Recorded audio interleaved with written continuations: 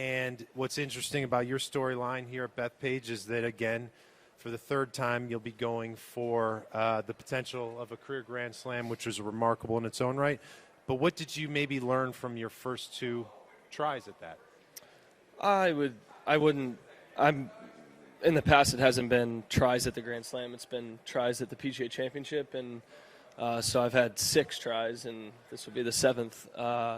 But it's a major, and certainly we try and peak around the majors every year, and this golf course offers, as we all know, a really tough test. It's shown on the sign when you pull in, and I think it's in beautiful shape. The greens are just immaculate, and it looks like the weather's going to cooperate too. So all in all, it should be an exciting week. So you're riding some good momentum, especially when you go back to Augusta. You played really, really well the final 3 rounds. Is that kind of what you're feeling right now? Yeah, I think I'm going for as much consistency as possible. I've shot some low rounds, but piecing together 4 has been difficult this season so far.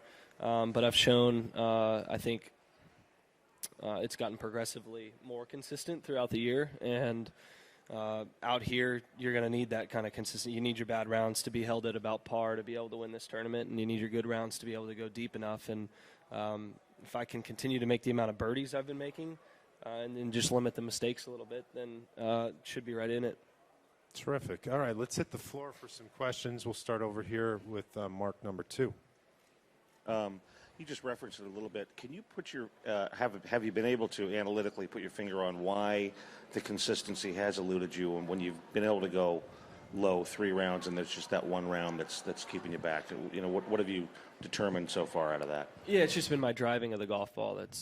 So even on some of the good rounds, I get away with a bad couple drives, but over the course of 4 rounds, you just can't continue to get away with them. So kind of the foul ball type thing. Balls need to start more on line, and it's happening. I mean, it's getting there. And I feel like I'm working on 1 swing feel now instead of changing it up each round, which allows me to be more consistent, to recognize where the club face is, and be able to time it a little bit better. And that's only been the last week or so that I've been really sticking to kind of 1 swing feel, really nailing it down. And but yeah, it's just been the driving. Let's go to number 1 right here, please. I was going to ask you, Jordan, what kind of progress you might have made last week at the Byron Nelson. Yeah, I thought I made progress. I thought on Sunday I was trying something Sunday that was kind of a test, and it was kind of a bad decision. And that's what I'm talking about. I kind of went away from what I was doing the other 3 rounds to try and bring a big draw back in play to see if it would work, but then I hooked a couple out of play because of that. So my game, my Sunday round, I actually felt like my game was in better shape than I scored. I was just making kind of a dumb decision to start the round to try and bring in a couple more shots, but not going about it the right way. So I thought it was good. I thought I made a lot of birdies, which is also really nice to see, because it's easier for me to limit the mistakes than it is to ramp up the birdie count. If we could stay at mic number 1 with Debbie down here, please. Can I get one follow? Follow-up question, yeah, okay. please. Just, you're always a guy that shows his emotion on the golf course. Have you been able to deal with some of the frustrations? And I know you mentioned that you sometimes took them home. Yeah, I think I've done a better. Yeah, I think I've done a better job. I mean, if any of y'all are, for whatever reason, not doing your job as well as you like to, I'm sure you get frustrated as well. So for me, it's more within myself than it is any kind of outside influence. But just knowing my capabilities and then what I've been doing, and so it's just a frustration of wanting a desire, a drive, I guess. But sometimes momentarily that can be frustration, but then it certainly leads to a drive, a will to want to correct and get back to where I'm contending week in and week out. So I feel like I'm doing a better job of being patient on the frustration side and kind of let my game come back in the time that it needs to take. Number 1, Debbie. So along those lines, Jordan, and I appreciate you being so forthright on the technical side of your game, and I know you're after 1 swing feel now. I was going to say, from the mental, emotional standpoint, competing week in and week out with the best in the world, and you are one of the best in the world, how do Thank you you. work on that with Cameron or your team being barraged with a bunch of questions about your game for the better part of a year? You know, it would seem to me, because the two go hand in hand, the physical Sure. and the mental side. So, Sure, yeah, I think it's been an adjustment being in, you know, a bit of a slump on both sides, right? And I think, you know, it actually may have even been harder on Cameron than it has been on me, just because of the physical side being off and me trying to tell him, hey, that doesn't feel right, even though that looks right to you. It doesn't feel right, and then that's frustrating for him. But I think we're keeping it within ourselves really well. I think we've both had to block out a little bit of outside noise that's, you know, experts that may not actually know what's going on both sides, right? For him, for someone to be critiquing what he's doing, and he's like, you know, he's got to be frustrated if it's not correct, and then same on my side. So it's been a minor adjustment, but I think we've done a really good job, and I think at this point we're really doing a good job of sticking to the course. Let's shift over to number 2 on the left, please. Can you describe the technical flaws you've identified and what this feel is? And is it an old feel or is it a new feel? No, my setup got a little bit lazy, and instead of finding that out, my swing started to kind of go up instead of around me, and I'm trying to get it right back to where it was in 2017, where I was first in tee to green on the tour, and we have all the data points to do it. It's just a difficult move for me right now, and it just takes a little bit of time to work it back and get the timing right, most importantly. I mean, I can kind of do what I'm trying to do, but to consistently time it is just going to take a little bit of time. But we're really just trying to get my swing back to where it was in 2017, and it just got off a little bit last year by getting a little steep with the hands. Number 1, back middle. Jordan, is there a pattern to the way Kerry Haigh sets up PGA courses? Do they meet your eye compared to the other courses and for major championships? I think it really, for me, it depends on the conditions. I seem to play better golf in major championships when courses are firmer, quicker greens, and the scores are closer to par than when it's, you know, long, soft, and you got to still go low. That's just when I look back. I mean, if I'm on, I feel like it doesn't matter, but if I'm a little bit off, then it's nicer if it's on that side of things for me. The PGA Championships are set up to be one of the toughest challenges in golf, with the best field in major championship golf. So it's, if not the most difficult tournament to win, it's top couple. And do I think that it sets up well for me?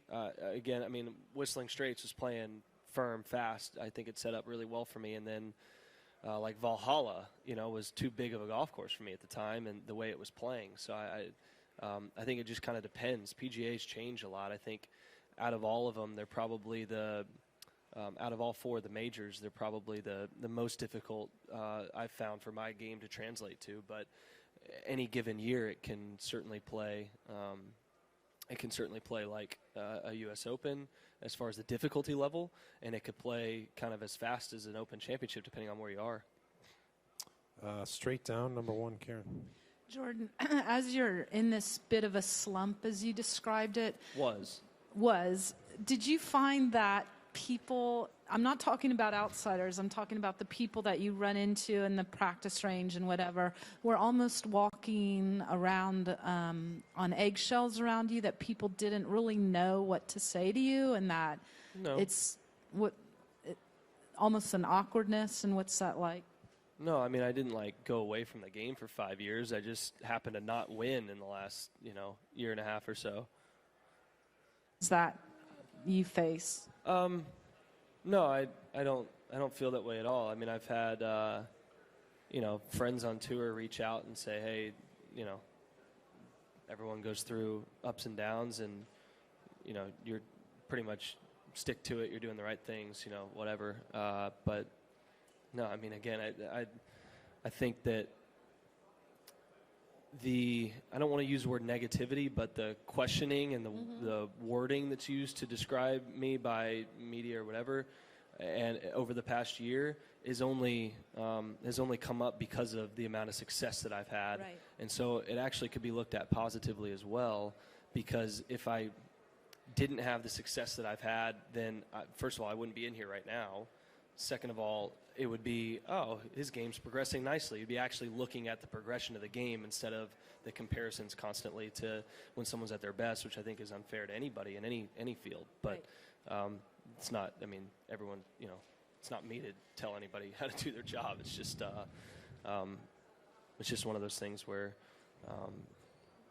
you just got to block out the noise and stay the course and believe in yourself. A very quick follow. What is the biggest adjustment you have to make to the schedule change of this event? Is it your schedule, weather conditions? Actually, I really didn't. It didn't change my schedule much at all. I've always played a 4-week stretch right through here. It's been the Players as either the first week, and now it was the Byron Nelson, and this taking the week that the Byron Nelson's been. So actually, my schedule it doesn't change it whatsoever, and I've always tried to focus on this 4-week stretch as a really great opportunity to get something going around what was the Players that we think of as a major, and now it's the PGA. So as far as on and off the course, nothing's really changed. Over here on the left, number 2. Jordan, you've mentioned your struggles with the driver. Do you feel extra, not necessarily pressure, but an onus to kind of figure it out on this course, especially seeing the problems that people have had if you're not straight at this course, especially with the rough? No, I mean, I think I've been driving the ball better. I think, until the last round last week, I was in this positive strokes gain category, and that's progression. And if I just continued, if I get a little bit better than last week, then I'll have plenty of opportunities this week to be able to get the job done. So, there's a premium on hitting fairways here, no doubt about it. But it's not. There's maybe 2 holes where carrying the ball, 310 has an advantage, where the fairway's wider than it is shorter than that range. I think number 9 and number 12. But other than that, everybody's got to hit it just as straight as the other player, no matter how far they hit it. And I'm certainly focused, putting a focal point on my driver. But again, it goes back to just the physical side of it. I'm just trying to time it up correctly, and it's a work in progress. Straight down, number 1. Jordan, in your quest for the career Grand Slam, whether it's human nature, competitive nature, or just people asking you about it, in your preparation, how much time do you spend thinking about what it would be like to win the career Grand Slam? Not much, honestly. I certainly every PGA Championship week, I understand that's going to be the case, and I think I'd be the 6th person, which would be a pretty unique fraternity to be in there. That would be a dream come true for me. But I also recognize that, if I continue to stay healthy and play well, I'll have, 30 chances at it. So one of them's bound to go my way, right? So, I just go week to week and try and set up to hit my first tee shot tomorrow down the fairway, and then try to hit the second shot on the green, and then make a putt and try and figure out how to birdie the next. It's going to be very here in the moment for me. Every PGA Championship, just as it is at every major. I feel like I'm more patient in majors with letting courses come to me than I am in other tournaments, and I think this is a good time for me to test that out. Mark, number 2 on our left. Jordan, with relation to the Slam, if you are able to complete it, whether it's this week or not, what will it tell you about you and your game, and how much would it mean to you, once it is taken care of? I think that the 4 majors provide 4 different tests of golf and 4 different normally locations around the world, or in the United States and the UK. So it's more like your game. It tells you your game travels anywhere and can win the biggest events on any type of course in any situation. I mean, it's just each one has its own identity, each major championship, and so you've kind of, I guess, mastered golf is kind of an easy way to say it if you're able to complete a career Grand Slam. each one is so unique in their own right that they require different styles of game, and the people who have won all four have clearly showed that they can win anywhere in the world in any condition, numerous times.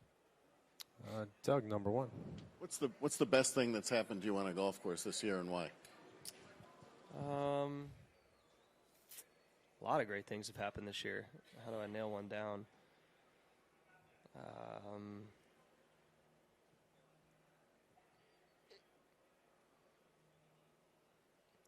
I'm not sure. I'm not sure what I don't know if I can single one out right now. I've had a couple hole-out wedges, which are always fun. I think San Antonio, and then at Torrey Pines. The hole-out at Torrey Pines was really fun. Big crowds on that green. It's a military hole on the 13th hole there, and to a front pin. It's always kind of a wedge that you're looking to feed in, and I can't see it go in, but the whole crowd rising and then going nuts. It's that was a cool moment. We're going to shoot over to Mark, number one. Jordan, speaking of a different kind of frustration, how much have you talked to Justin Thomas about his situation and how he feels about it, and what sort of things do you tell him?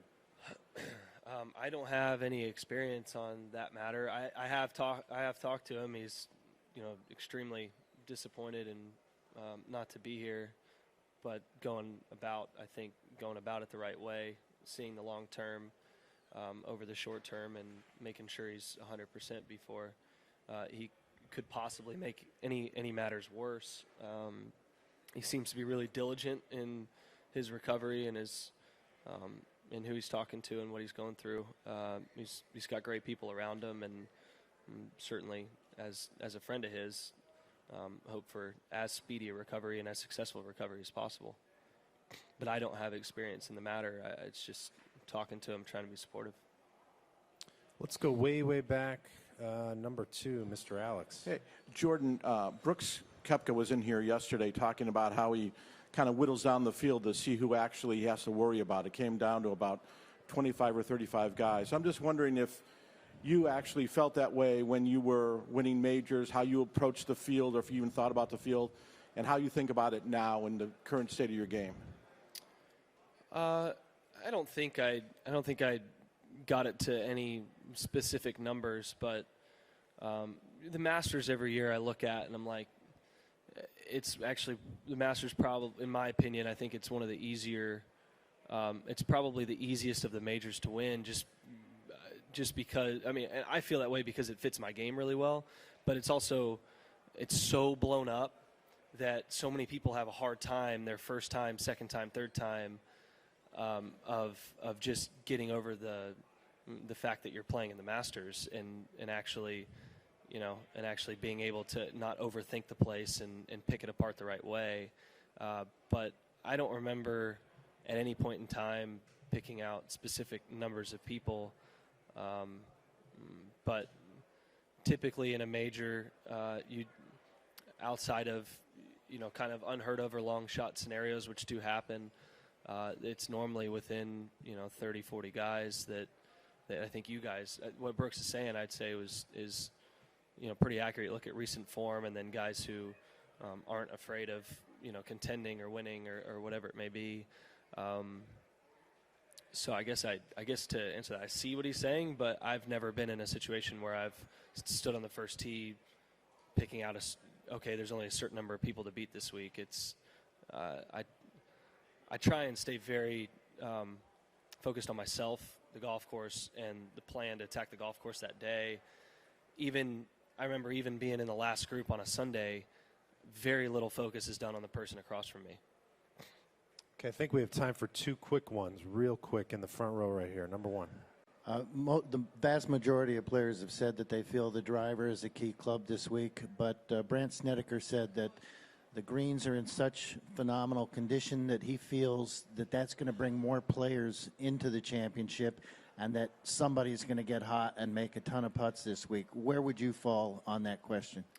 I think that Brandt's right on. The greens they're not extremely diabolical either. There's a couple that are tricky, but for the most part, they're just gentle slopes and they're so pure that somebody can really get. I was saying that on the practice round yesterday. Somebody can really get hot with a putter this week, but if you're not hitting fairways, that's getting really hot making par putts. So I think the driver's important. I don't think it's any more or less important than PGA Championships typically are, which it normally is about as important a club as any. And then, but certainly it can be an equalizer. Last question, number one. Jordan, your experience being on the tour, you've had opportunities to play in the New York area before, but thinking back on it, what has that experience been like? And do you look forward to getting the opportunity to play in this tournament around New Yorkers? Yeah, I think certainly there's a difference in the crowds than we're used to every week. It was fun out there yesterday. I mean, people were hollering at Michael, hollering at me, everybody. And I think that they're more involved than you're used to seeing in a tournament, and that can be a lot of fun if you get on the good end of that. Okay, Jordan, 3-time major champion. Thank you for your time.